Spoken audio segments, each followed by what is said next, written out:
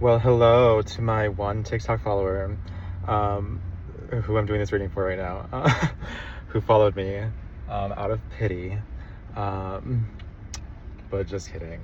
But he did follow me, and I do have one follower now, so take that. So we had left off touching on Libra being the rising sign, and therefore the chart ruler and the most important planet on the chart for the person is Venus here. So I wanted to then we'll hop into Venus, who's the chart ruler, and we'll talk about that placement. And then we'll look at the other personal planets too, meaning Mercury, which rules communication, and then Mars, which rules like drive and anger and like sexual energy. And then we'll circle back to Venus. Actually, yeah, let's do that because that'll give you a little nail biter, because what we've established thus far is that this person's sun is in Cancer, ruled by their moon, because the moon rules Cancer, and their moon is in Venus. So their Venus rules their moon, which rules their sun, and also their Venus is their chart ruler in general. So this is an important Venus.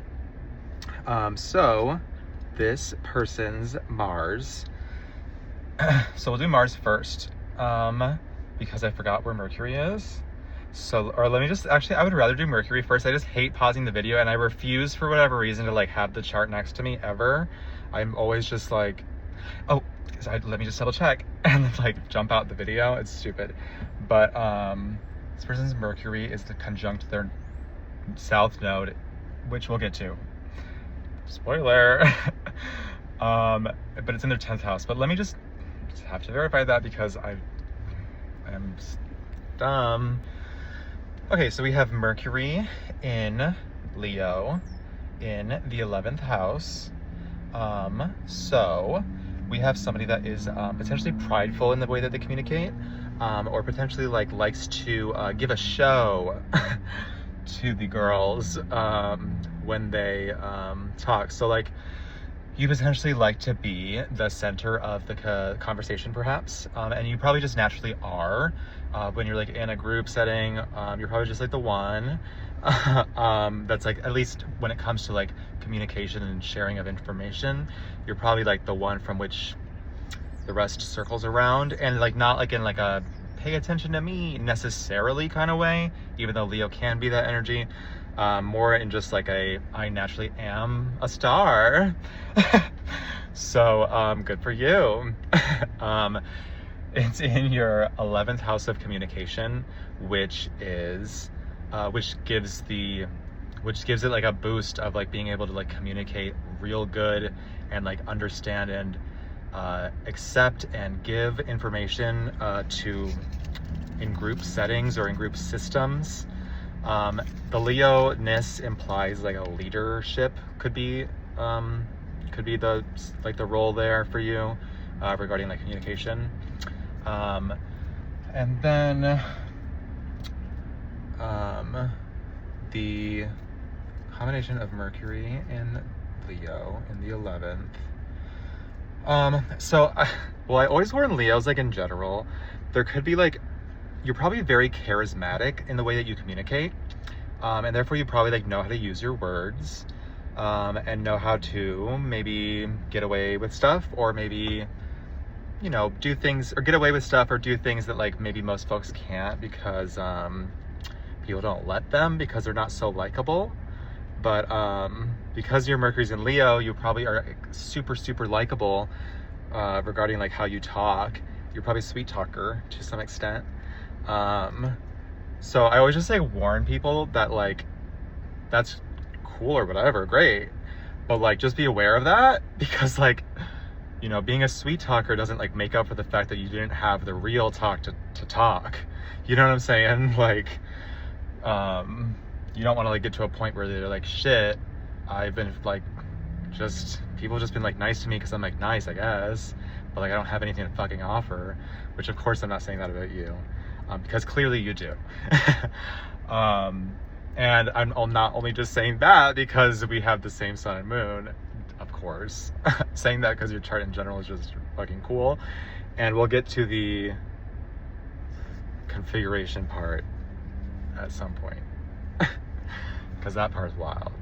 I was like just like calculating some of the degrees to make sure how accurate it was, but I'm pretty sure it's like a full-on Grand Cross. But I need to like better understand which planets, because the nodes are involved, but it's like, of course the nodes are involved with a Grand Cross or an opposition situation, because like they literally are opposite on the chart. So it's like that doesn't really count as part of the cross per se, because that'd be like saying like your ascendant, which is where your first house starts, and then it's exactly opposite where your 7th house starts, your descendant, are like in opposition. And it's like, well, yeah, that's how the chart is. That's like, there's 2 sides of the chart. So, and they're mathematically calculated points. They're not actual planetary bodies. So like, that's why the nodes wouldn't necessarily count for the Grand Cross situation that we might get to at some point in this reading.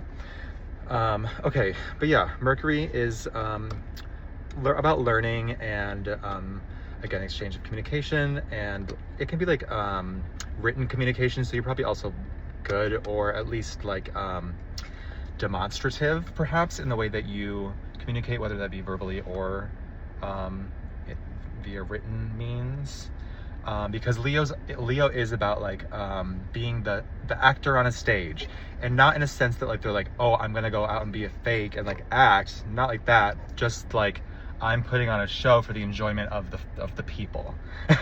So you probably are like a great storyteller, you probably are funny, glib, you probably like, people probably like you or like to hang out with you and like to speak with you, not only maybe because of your moon placement that can feel such deep dark things, and maybe people can sense a sense of like empathy from that side of you, but also because like your intellect is quick, and it can pick up on the system of communication that's surrounding you as well, not just like necessarily your immediate stuff. So that's pretty cool. The 11th house traditionally is Aquarius, which like the 11th house is all about the society, what's best for all, not for the individual. So that could show up. Well, but then it's interesting though, because your 11th house is Leo, which is actually the opposing sign from Aquarius. They're kind of opposites in some ways. Well, they are opposing in the sense that they're on the opposite side of the chart, and then they do have characteristics that are opposing as well. For instance, like Leo is like the individual. Leo is the sun, and then Aquarius is very much not that. Leo's like very passionate and like very showy, and like you can feel their heart. They're like good, and they're like the good guys, you know, like the fucking, I don't know, I feel like the dude in some action movie that like you like are rooting for or whatever.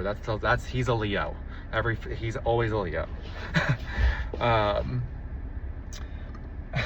If he has a sign or whatever, but he is a Leo, is what I'm saying. But that's opposite Aquarius, which is literally like detached and like knowing of like what's just best for everybody, and not necessarily for themselves solely, but what is best for all. Aquarius is like associated with progress, and therefore like the future, not like psychic future, like future reading or telling or whatever, fortune telling, but like the literal future of like technology, and like where society is advancing to. The age of Aquarius is like has started, or is starting, or will be starting soon. We don't exactly know, but that's a whole other story that I'll talk about one time, because I'm very interested by it. Yeah.